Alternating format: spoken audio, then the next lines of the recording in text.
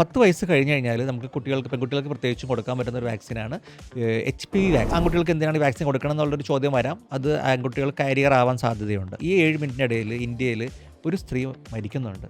Okay. Cervical cancer. Multiple sexual partners ഒക്കെ ഉള്ള ആൾക്കാരിലാണ് ഇത് ഓവറായിട്ട് before the first sexual intercourse പറയുന്നത്. അപ്പോൾ പെൺകുട്ടികൾ ഇപ്പോൾ ഈ വാക്സിൻ അപ്പം നമുക്ക് എല്ലാ പ്രായത്തിലും സ്ത്രീകൾക്ക് എടുത്തുകൂടെ? 14 വയസ്സ് കഴിഞ്ഞ കുട്ടികൾക്കാണെങ്കിൽ ഈ ഫസ്റ്റ് 2 ഡോസ് കഴിഞ്ഞിട്ട് ഈ വാക്സിൻ അത്ര ഇമ്പോർട്ടൻ്റ് ആണ്. 22 വയസ്സിന് ശേഷം നമ്മൾ ചെക്ക് ചെക്ക് ചെയ്തിട്ട് ഗൈനക്കോളജിസ്റ്റിനെ കണ്ട് ആക്കാതിരിക്കാൻ പ്രൊട്ടക്റ്റ് ചെയ്യും. അത് കടിച്ച് പൊട്ടിക്കാനും അവിടെ നിപ്പിൾ ക്രാക്ക് വരാനും സാധ്യതയുണ്ട്. ഈ തുമ്പ് വെച്ച് കൊടുത്തു കഴിഞ്ഞാൽ അല്ലെങ്കിൽ നിപ്പിളൊന്ന് മുട്ടിച്ച് കൊടുത്തിട്ട് കുഞ്ഞിൻ്റെ വായ തുറപ്പിക്കുക. ഈ പാല് കെട്ടിക്കിടന്നിട്ട് അത് പ്രശ്നമാവുകയാണ്. ഇൻഫെക്ഷനിലേക്ക് പോകുന്നുണ്ട്. അതിലേക്ക് പോകാതിരിക്കാനും കൂടി അത് ഉപകാരപ്പെടും. അപ്പോൾ ഈ പൂപ്പിൽ എവിടെ നിന്ന് വരുന്നത് ചോദിച്ചു കഴിഞ്ഞാൽ അമ്മയുടെ ബ്രസ്റ്റിൽ നിന്ന് വരുന്നത്, നിപ്പിളിൽ നിന്ന് വരുന്നതാണ്. നാളെ മുറ്റത്തിരുത്തി, മറ്റന്നാൾ ഉമ്മറത്തിരുത്തി, ബെഡ്റൂമിലിരുത്തി, അങ്ങനെ ഇരിക്കുക. ഒരു സ്ഥലം ഫിക്സ് ആയിട്ട് വെക്കുക, ടോയ്ലറ്റ്. അപ്പോൾ കുഞ്ഞിനെ എല്ലാ ദിവസവും ഒരു പെർട്ടിക്കുലർ ടൈമിൽ കൊണ്ടുപോകുന്നു, നമ്മളിവിടെ ഇരുത്തുന്നു. അപ്പോൾ അത് കുഞ്ഞിന് മനസ്സിലാക്കുകയാണ്, അവർ പഠിക്കും. അത് മൂത്ത കുട്ടി ഈ പറഞ്ഞ ഒരു കുറച്ചുകൂടി ഒരു ശ്രദ്ധ കിട്ടാൻ വേണ്ടി ഇങ്ങനത്തെ കാര്യങ്ങളൊക്കെ തിരിച്ചു കൊണ്ടുവരും. അവൻ കിടന്ന് മൂത്രമൊഴിച്ച് കളയും. മൂത്രമൊഴിക്കാത്ത ദിവസങ്ങളിൽ രാവിലെ അവൻ പ്രൈസ് ചെയ്യുക, ഹഗ് ചെയ്യുക, സമ്മാനങ്ങൾ കൊടുക്കുക. ഡയപ്പർ ചൂസ് ചെയ്യുമ്പോൾ എന്തൊക്കെ കാര്യങ്ങൾ ശ്രദ്ധിക്കണം? ക്ലോത്ത് ഡയപ്പറൊക്കെ ഉപയോഗിക്കാൻ ശ്രമിക്കുക എന്നുള്ളതാണ്. കാരണം നമ്മുടെ കുഞ്ഞാണ്. ഇതൊക്കെ ഈ പാരൻസിൻ്റെ ഒരു കടമയാണ്. അത് they should enjoy these things. അതൊന്നും ഈസി ആക്കി എടുക്കരുത്. ഡയപ്പർ പുറത്തു പോകാൻ കെട്ടിക്കേണ്ട ഒരു സാഹചര്യം ഉണ്ടെങ്കിൽ നിങ്ങൾ ആദ്യം ചെയ്യേണ്ടത് ബ്രാൻഡിലല്ല കാര്യം, നമ്മൾ കുറച്ച് കെയറിങ് കൊടുക്കുന്നതാണ് എപ്പോഴും നല്ലത്. വളർന്ന പ്രായത്തിൽ അത്രയും കിട്ടിയെങ്കിൽ അത്രയും നല്ലതെന്ന് നമ്മൾ പറയത്തുള്ളൂ. വൈറ്റമിൻ ഡിയുടെ കുറവ് കൊണ്ട് മാത്രം ഗ്രോയിങ് പെയിൻ ഒന്നും ലേബൽ ചെയ്യുന്നതിനേക്കാളും മുമ്പ്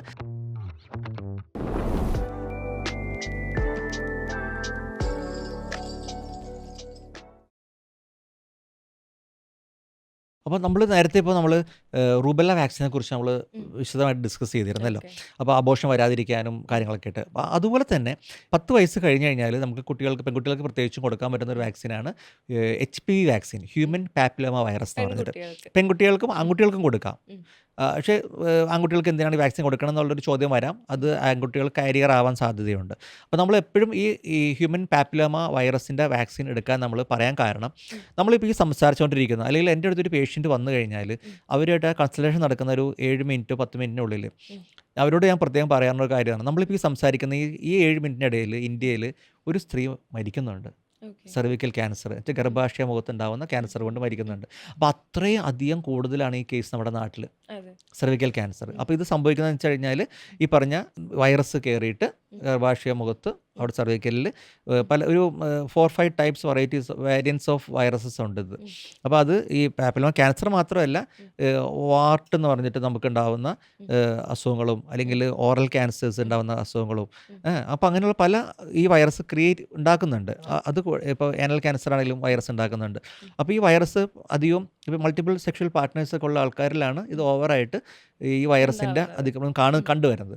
അപ്പോൾ പലപ്പോഴും ചില ഗൈനക്കോളജിസ്റ്റ് ഫ്രണ്ട്സ് നമ്മളോട് പറയാറുണ്ട്, ചില ലേഡീസ് വലിയ മെട്രോ സിറ്റിയിലൊക്കെ ജീവിക്കുന്ന ബാംഗ്ലൂർ, അവർ വന്നിട്ട് അവർ സ്വന്തം ഇനിഷ്യേറ്റീവ് എടുത്ത് അവർ ഈ വാക്സിൻ എടുക്കുന്നുണ്ട്. കാരണം അവരുടെ ഒരു പക്ഷേ they may having multiple partners ഉണ്ടാവാൻ സാധ്യതയുള്ളതുകൊണ്ട്. അപ്പോൾ നമ്മൾ ഈ വാക്സിൻ എപ്പോഴും അഡ്വൈസ് ചെയ്യുന്നത് before the first sexual intercourse പറയുന്നത്. അപ്പോൾ പെൺകുട്ടികൾ ഇപ്പോൾ നേരത്തെ പറഞ്ഞ പോലെ അബോർഷനൊക്കെ ആക്കുന്നു, പ്രഗ്നൻ്റ് ആവുന്നു കല്യാണത്തിന് മുമ്പ്. അപ്പോൾ നമ്മുടെ സെക്ഷൽ അഡ്വഞ്ചർ ഇപ്പോൾ ഭയങ്കര കൂടുതലാണ് കുട്ടികൾക്കിടയിൽ.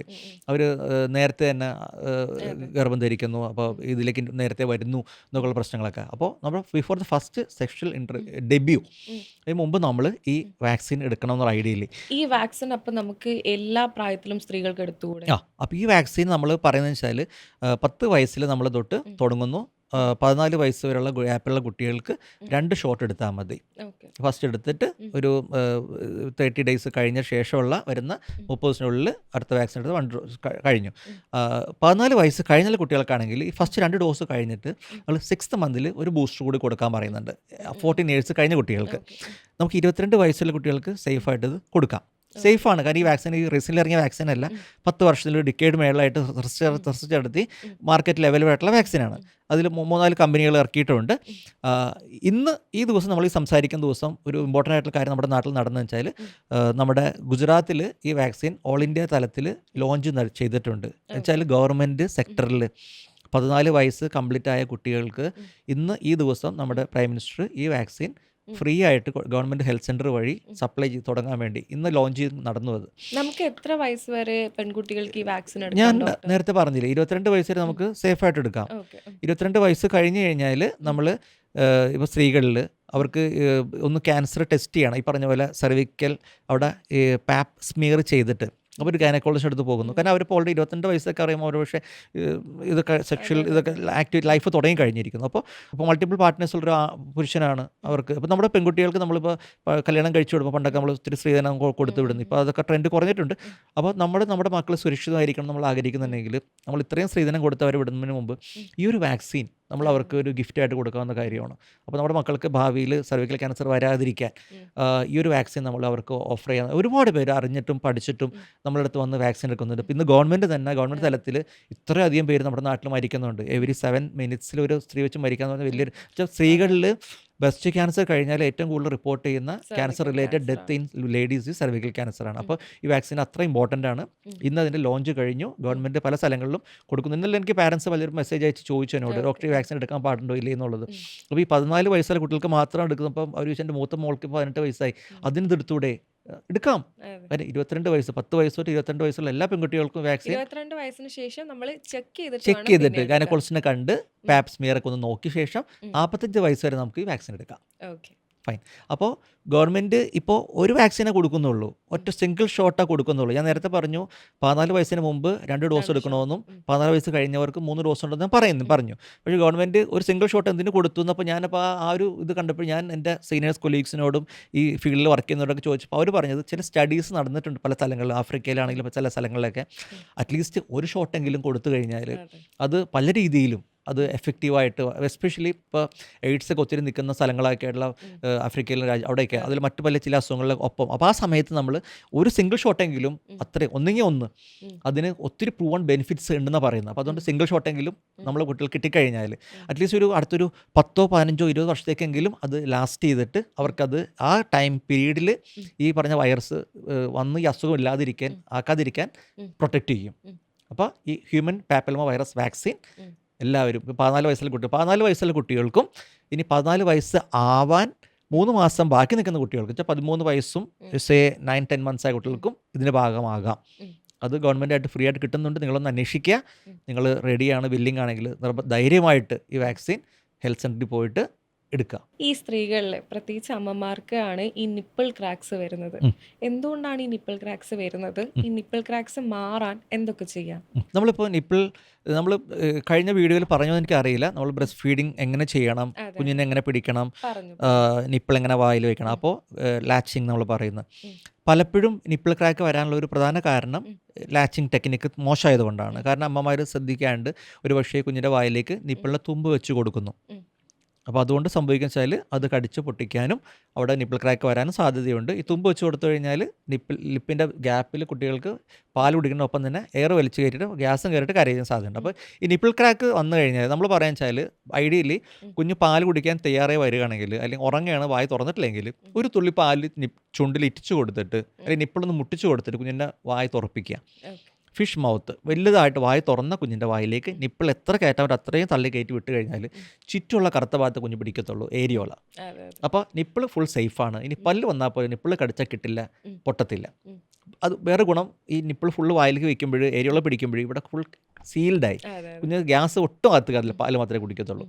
അപ്പോൾ ഈ തുമ്പ് വെച്ച് കൊടുത്തിട്ട് ഇത് കടിച്ച് പൊട്ടിച്ചിട്ടാണ് പലപ്പോഴും, അല്ലെങ്കിൽ അമ്മയുടെ നിപ്പിൾ ഡ്രൈ ആയിരിക്കാം. അപ്പോൾ നിപ്പിൾ ശരിക്കും പറഞ്ഞാൽ ഫീഡിങ്ങിന് ആവശ്യമില്ല, ഏരിയോളുമ്പോൾ പിടിപ്പിച്ചാൽ മതി ലിപ്പ്. ആ ഒരു രീതിയിൽ നമ്മൾ പ്രാക്ടീസ് ചെയ്യിക്കണം. ഇനി ബൈ ചാൻസ് ഇത് പൊട്ടിയിട്ടുണ്ടെങ്കിൽ നമ്മൾ പലപ്പോഴും അമ്മമാർ സഫർ ചെയ്ത് നമ്മുടെ അടുത്ത് വന്നിട്ടുണ്ട്. ഭയങ്കര പെയിൻഫുൾ ആയിരിക്കും കണ്ടീഷൻ. അവിടെ നമ്മളെന്താ ചെയ്യാൻ പറ്റുക വെച്ചാൽ 2 കാര്യങ്ങൾ ചെയ്യാം. ഒന്ന്, നമ്മൾ പാല് കൊടുത്ത് ലാസ്റ്റ് വരുന്ന കട്ടിയുള്ള പാലുണ്ട്, ഈ പാൽ അവിടെ പുരട്ടി വയ്ക്കാം, ഒരു ഹീലിംഗ് ആണ്. കുറച്ച് വെളിച്ചെണ്ണ പുരട്ടി വയ്ക്കാം, ഹീലിംഗ് ആണ്. വീണ്ടും രണ്ടാമതൊരു കാര്യം ചെയ്യാം, നമുക്ക് ആ ബ്രസ്റ്റിൻ്റെ റെസ്റ്റ് കൊടുക്കാം. വേറെ മാർക്കറ്റിൽ നിപ്പിൾ ക്രാക്കിന് മരുന്ന് ഓയിൻമെൻറ്റ്സും കാര്യങ്ങളൊക്കെ ഉണ്ട്, അത് നമുക്ക് അപ്ലൈ ചെയ്യാം. ഇത് കൂടാതെ ആ ബ്രസ്റ്റിന് റെസ്റ്റ് കൊടുക്കാം. തൽക്കാലം അത് കുഞ്ഞിന് കൊടുക്കാതെ നമ്മൾ മറ്റ് ബ്രസ്റ്റ് കൊടുക്കുക ഹീലാവുന്നവരെ.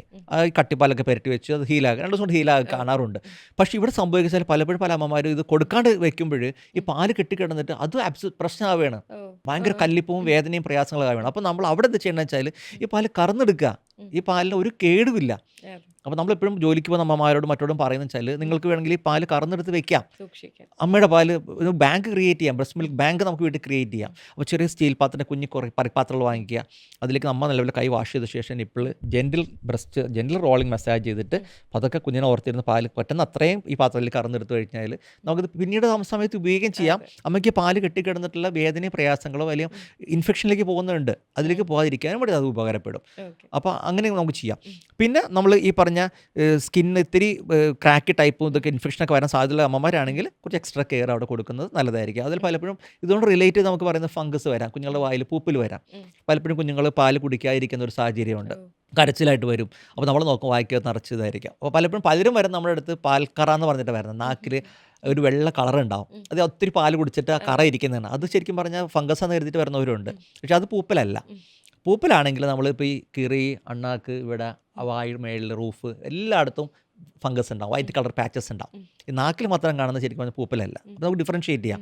ഈ പൂപ്പിൽ വന്നു കഴിഞ്ഞാൽ കുഞ്ഞ് പാല് കുടിക്കത്തില്ല, കാരണം ഭയങ്കര പെയിൻഫുൾ ആയിരിക്കും. അപ്പോൾ ഈ പൂപ്പിൽ എവിടെ നിന്ന് വരുന്നത് ചോദിച്ചു കഴിഞ്ഞാൽ അമ്മയുടെ ബ്രസ്റ്റിൽ നിന്ന് വരുന്നത്, നിപ്പിളിൽ നിന്ന് വരുന്നതാണ്. അപ്പോൾ നമ്മൾ പാല് കൊടുത്തു കഴിഞ്ഞ് നമ്മൾ പെട്ടെന്ന് അങ്ങോട്ട് ബ്രസ്റ്റിനകത്തേക്ക് ഇടുന്നു, നനഞ്ഞിരിക്കുന്നു, ഈർപ്പം നിൽക്കുന്നു. ഈ ഈർപ്പത്തിലാണ് ഈ പൂപ്പിൽ വളരുന്നത്. ഈ പൂപ്പിൽ നമ്മൾ പിന്നെ പാൽ കൊടുക്കുന്നത് ശ്രദ്ധിക്കുന്നില്ല, എടുക്കുന്നു, കുഞ്ഞിന് ഫീഡ് ചെയ്യുന്നു. അപ്പോൾ ഈ നിപ്പിളിൽ നിന്നാണ് കുഞ്ഞിൻ്റെ വായിലേക്ക് ഈ ഫംഗസ് വരുന്നത്. അപ്പോൾ നമുക്ക് ഇങ്ങനെ കേസ് വന്നു കഴിഞ്ഞാൽ നമ്മൾ എന്താ ചെയ്യണമെന്ന് വെച്ചാൽ നമ്മൾ ബ്രസ്റ്റ് പാല് കൊടുത്ത ശേഷം തുണച്ച് ഉടക്കിയ ശേഷം നിപ്പിൾ ബ്രസ്റ്റിനകത്തേക്ക് വയ്ക്കുക. അത് ഫീഡിങ്ങിന് മുമ്പായിട്ട് ഒന്ന് കഴുകി വൃത്തിയാക്കിയിട്ട് കുഞ്ഞിന് ഫീഡ് ചെയ്യാം. ഇനി അസുഖം വന്നു പോയി കഴിഞ്ഞാൽ നമുക്ക് ശ്രദ്ധിക്കാന്ന് വെച്ചാൽ സിമ്പിളായിട്ട് ഇതിൻ്റെ മരുന്ന് വായിൽ പറ്റാനുള്ള ഓയിൻമെൻ്റ് ഉണ്ട്, കാൻഡിഡ് പെയിൻറ്റ് കിട്ടും നമുക്ക്. അപ്പോൾ അത് കുഞ്ഞിൻ്റെ വായിൽ ഒരു തുള്ളി ഇറ്റിച്ച് കൊടുത്തു കഴിഞ്ഞാൽ ദിവസത്തിൽ 5 നേരം ഇറ്റിക്കുക, ഒരു ആഴ്ച ഇറ്റിച്ച് അതങ്ങ് പൊക്കോളും. ഈ സെയിം മരുന്ന് തന്നെ നിപ്പിളിൽ പെറ്റി വെച്ച് കഴിഞ്ഞാൽ ഫീഡിങ്ങിന് മുമ്പായിട്ട് പെറ്റിയിട്ട് കുഞ്ഞിന് ഫീഡ് ചെയ്ത് കഴിഞ്ഞാൽ 2 പ്രശ്നം ഇത് സോൾവ് ആയിക്കോളും. കുട്ടികളെ പോട്ടി ട്രെയിൻ ചെയ്യിപ്പിക്കുക എന്നുള്ളത് ഏറ്റവും ബുദ്ധിമുട്ടുള്ളൊരു കാര്യമാണ്. കാരണം കിടക്കയിൽ മുള്ളുന്ന കുട്ടികൾ, കിടക്കയിൽ അപ്പിയിടുന്ന കുട്ടികൾ, അതായത് 11 വയസ്സായിട്ടുള്ള കുട്ടികൾ പോലും കിടക്കയിൽ മുള്ളുന്ന കുട്ടികളുണ്ട്. അതായത് ഉറക്കത്തിൽ ബാത്റൂം ആണെന്ന് സ്വപ്നത്തിൽ കണ്ട് ചിലപ്പോൾ അവർ വിചാരിക്കും ഞാൻ ബാത്റൂമിലാണെന്ന് വിചാരിക്കും, പക്ഷെ ബാത്റൂമിലല്ല, കിടക്കയിൽ മുള്ളുന്ന കുട്ടികളാണ്. അപ്പം എങ്ങനെയാണ് ഇവരെ ചെറുപ്പത്തിൽ കൃത്യമായി മൂത്രം ഒഴിക്കേണ്ടതെന്നും കൃത്യമായി അപ്പിയിടേണ്ടതെന്നും എങ്ങനെയാണ് പഠിപ്പിച്ചു കൊടുക്കുക മാതാപിതാക്കൾ? ആദ്യം നമുക്ക് ഈ സ്റ്റൂൾ പാസ് ചെയ്യുന്നതിൻ്റെ കാര്യങ്ങളിൽ നമുക്ക് ഒരു ഫീലിംഗ് കുഞ്ഞിന് റെഗുലേഷൻ കിട്ടും. അത് കഴിഞ്ഞിട്ടാണ് യൂറിൻ്റെ റെഗുലേഷൻസിലേക്ക് വരുന്നത്. അപ്പോൾ നമ്മൾ പോട്ടി ട്രെയിനിങ് നമ്മളിപ്പോൾ ഐഡിയലി ഒരു കിൻഡർ ഗാർഡനിലേക്ക് പോകുന്നു, നഴ്സറിയിലേക്ക് പോകുമ്പോഴേ, അല്ലെങ്കിൽ ഇപ്പോൾ പാരൻസ് ജോലിക്ക് പണ്ടുവരും പോകുന്നതുകൊണ്ട് കുഞ്ഞിനെ നേരത്തെ തന്നെ പ്ലേ സ്കൂളിലും കൊണ്ടുപോയി ക്രഷിലൊക്കെ കൊണ്ടുവരുത്തുക. അപ്പോൾ അവിടെ ചെല്ലുമ്പോൾ അവർക്കൊരു ബുദ്ധിമുട്ടാവണ്ട. അപ്പോൾ നമുക്ക് നേരത്തെ ഒരു 2 വയസ്സ് 3 വയസ്സ് ടൈമിലാണ് ഇത് ഐഡിയൽ ടൈം, ബെസ്റ്റ് ടൈം. അതിന് മുമ്പ് നമുക്ക് ഇപ്പോൾ ഞാനൊരു വളരെ സീനിയർ ഡോക്ടറെ ഒരു വീഡിയോ കണ്ടിരുന്നു, വെരി നൈസ്. കാരണം അദ്ദേഹം പറയുന്നത് വെച്ചാൽ കാലിൽ പിടിക്കാൻ എന്നുവെച്ചാൽ ഞാൻ കണ്ടിട്ടുണ്ട്. കാരണം നമ്മുടെ വീട്ടിൽ കുഞ്ഞുങ്ങളെ അമ്മമാർ അവർ കാലിങ്ങനെ വെച്ചിട്ട് കാലിലിരുത്തും. അവർ ഈ കാല് ചാരി ഇരുന്നോളും, അവരവിടെ ഇരുന്ന് ആസ്വദിച്ചിരിക്കുന്നത് ഞാൻ കണ്ടിട്ടുണ്ട്. അവിടെ ഇരുന്ന് കഴിയുമ്പോൾ ആ മൂത്രം ഒഴിക്കാൻ വേണമെങ്കിൽ ഒരു ലേശം വെള്ളം അവിടെ ഒഴിച്ചു കൊടുത്തു കഴിഞ്ഞാൽ പെനിസിൽ അല്ലെങ്കിൽ വെജയിൽ ഒഴിച്ചു കൊടുക്കും, കുഞ്ഞുങ്ങൾക്ക് ആ ഒരു മൂത്രം ഒഴിക്കാൻ ടെൻഡൻസി ഫീൽ ചെയ്യും. തണുപ്പ് കിട്ടുമ്പോൾ മൂത്രം ഒഴിക്കും. അപ്പോൾ അങ്ങനെ ആ ഒരു ഹാബിറ്റ് നമ്മൾ നേരത്തെ സ്റ്റാർട്ട് ചെയ്യും. നമുക്കിപ്പോൾ പോട്ടിയിൽ ഇരുത്താനോ ടോയ്ലറ്റിൽ കൊണ്ടുപോയി ക്ലോസറ്റിൽ ഇരുത്താനോ ഒക്കെ മുമ്പ് തന്നെ നമുക്ക് നമ്മുടെ കാലിൽ പിടിക്കാം, വളരെ ചെറിയ പ്രായത്തിൽ തന്നെ. യെസ്. അപ്പോൾ അത് ഇപ്പോഴത്തെ ആൾക്കാർ ശ്രദ്ധിക്കുന്നില്ല, അറിയില്ല, ഡോണ്ട് നോ. ഫസ്റ്റ് നമുക്ക് ചെയ്യുന്ന കാര്യമാണ് ഇത്. അവിടെ നിന്ന് തുടങ്ങാം നമുക്ക് ട്രെയിനിങ്. അത് കഴിഞ്ഞിട്ട് പിന്നെ കുറച്ചുകൂടി മുതിർന്ന കുട്ടികളാണെങ്കിൽ നമുക്ക് ഈ പറഞ്ഞ പോട്ടിയിൽ നമുക്ക് കൊണ്ടുപോയി ഇരുത്താം, കുറച്ചേരം അവിടെ നിന്ന് കളിക്കാം. അത് നമ്മൾ അവിടെ ശ്രദ്ധിക്കേണ്ട കാര്യം വെച്ചാൽ ഒരു ഫിക്സഡ് ആയിട്ടൊരു സ്ഥലം വെക്കുക, ടോയ്ലറ്റ്. അതിലാണ്ട് ഇന്നിപ്പോൾ ഇവിടെ ഇരുത്തി, നാളെ മുറ്റത്തിരുത്തി, മറ്റന്നാൾ ഉമ്മറത്തിരുത്തി, ബെഡ്റൂമിലിരുത്തി, അങ്ങനെ ഇരിക്കുക. ഒരു സ്ഥലം ഫിക്സ് ആയിട്ട് വെക്കുക ടോയ്ലറ്റ്. ഒരാൾ തന്നെ ഇതിനു വേണ്ടി നിൽക്കുക, മാറി നിൽക്കരുത്. അപ്പോൾ കുഞ്ഞിന് കുറച്ച് കംഫർട്ടബിൾ ആയിരിക്കും, സുരക്ഷിതം ഫീൽ ചെയ്യും. ഒരാൾ തന്നെ ഇതിന് നിൽക്കുന്നു, എന്തെങ്കിലും ഒരു പർട്ടിക്കുലർ വാക്ക് ഇതിനു വേണ്ടി നമുക്ക് ഉപയോഗിക്കാം. അപ്പോൾ ഈ എന്തെങ്കിലും സംഭവം അപ്പോൾ കുഞ്ഞിനെ എല്ലാ ദിവസവും ഒരു പർട്ടിക്കുലർ ടൈമിൽ കൊണ്ടുപോകുന്നു, നമ്മളിവിടെ ഇരുത്തുന്നു, ഈ പ്രൊസീജിയറിലേക്ക് വേണ്ടി കൊണ്ടുവരുന്നു. അപ്പോൾ അത് കുഞ്ഞിന് മനസ്സിലാക്കുകയാണ്, അവർ പഠിക്കും. അപ്പോൾ ഇത് പറഞ്ഞ് അങ്ങനെ ഒരു ദിവസം നമുക്ക് പിന്നെ കോൺസ്റ്റിപ്പേഷൻ അവോയ്ഡ് ചെയ്യാൻ വേണ്ടി നമ്മളവിടെ കൂടുതൽ ശ്രദ്ധിക്കണം. കാരണം മലബന്ധമുള്ള കുട്ടികൾക്ക് ഇതൊക്കെ ഇതിലേക്ക് പോകാൻ വലിയ പേടിയായിരിക്കും. അപ്പോൾ കുറച്ച് നേരം ഒരു കളിയാക്കി ഇത്തിരി വെള്ളമൊക്കെ വെച്ച് കൊടുത്ത് അവർ കളിച്ച് അവിടെ ഇരുന്ന് കഴിഞ്ഞാൽ ഗ്രാജ്വലി ഇതിലേക്ക് പോകാം. പിന്നെ യൂറിൻ, അപ്പോൾ സ്റ്റൂളിന് മിക്കവാറും നമുക്ക് അവിടെ തീർക്കാൻ പറ്റും. പക്ഷേ ഈ കോൺസ്റ്റിപ്പേഷൻ വന്നിട്ട് കുഞ്ഞുങ്ങൾ ഒത്തിരി കഷ്ടപ്പെടുന്ന കേസുണ്ട്, അത് നമുക്ക് അതിലേക്ക് നമുക്ക് വരാം. ഇനി സ്റ്റൂളിൻ്റെ മിക്കവാറും നമുക്ക് നേരത്തെ ട്രെയിനിങ് ചെയ്ത് എടുക്കാൻ പറ്റും. അപ്പോൾ പോട്ടിയിൽ ഇരുത്താം, അത് കഴിഞ്ഞ് കുറച്ച് മുതിർന്ന് കഴിഞ്ഞാൽ നമുക്ക് ക്ലോസറ്റിൽ ഇരുത്താം, സീറ്റ് പർട്ടിക്കുലർ സീറ്റ് കിട്ടും നമുക്ക്, അവർ അപ്രോപ്രിയേറ്റ് ആയിട്ടുള്ള ഇരുത്താം. ഇതേ രീതിയിൽ തന്നെ ചെയ്യാം. ഇനി യൂറിൻ്റെ കാര്യം പറയുകയാണെങ്കിൽ ഇപ്പോൾ ബെഡിൽ കിടന്ന് മൂത്രമൊഴിക്കുന്നു, ഈ കാര്യങ്ങളൊക്കെ ചില കുട്ടികളുണ്ട് എല്ലാം അറ്റൈൻ ചെയ്ത് 3 വയസ്സിലും 4 വയസ്സിലൊക്കെ ചെയ്യാത്ത കുട്ടികൾ, കൃത്യമായിട്ട് രാത്രി മൂത്രമൊഴിക്കാത്ത കുട്ടികൾ. പലപ്പോഴും നമ്മൾ നേരത്തെ പറഞ്ഞ കുട്ടികൾ നമ്മൾ ഗ്യാപ്പിൻ്റെ കാര്യം പറഞ്ഞപ്പോൾ നമ്മൾ പറഞ്ഞു, ഞാൻ അവിടെ വിഷയം വെച്ചാൽ ഒരു കുഞ്ഞ് ജനിച്ചു കഴിഞ്ഞാൽ അടുത്ത കുഞ്ഞ് മൂത്ത കുട്ടി ഈ പറഞ്ഞ ഒരു കുറച്ചുകൂടി ഒരു ശ്രദ്ധ കിട്ടാൻ വേണ്ടി ഇങ്ങനത്തെ കാര്യങ്ങളൊക്കെ തിരിച്ചു കൊണ്ടുവരും. അവൻ കിടന്ന് മൂത്രമൊഴിച്ച് കളയും, അങ്ങനെയുള്ള സംഭവങ്ങളൊക്കെ പാരൻസിൻ്റെ ശ്രദ്ധ കിട്ടാൻ വേണ്ടി. പിന്നെ ഒരു സുരക്ഷിതം ഫീൽ ചെയ്യാത്തതുകൊണ്ടോ മറ്റേ കുഞ്ഞ് വന്നപ്പോൾ ഇവൻ ആ ഒരു മാറിയ കുട്ടി, ബെഡിൽ കിടന്ന് മൂത്രമൊഴിക്കാത്ത കുട്ടി 4 വയസ്സ് 5 വയസ്സാകുമ്പോൾ അടുത്ത ഇളയ കുഞ്ഞ് വന്നു കഴിയുമ്പോൾ കിടന്ന് മൂത്രമൊഴിക്കുന്ന കുട്ടികളുണ്ട്. ഇനി നമ്മളിത് എപ്പോൾ ചികിത്സിക്കണം എന്ന് ചോദിച്ചു കഴിഞ്ഞാൽ യൂറിൻ കാര്യത്തിലാണെങ്കിൽ നമുക്കത് പിന്നെ സമയമുണ്ട്.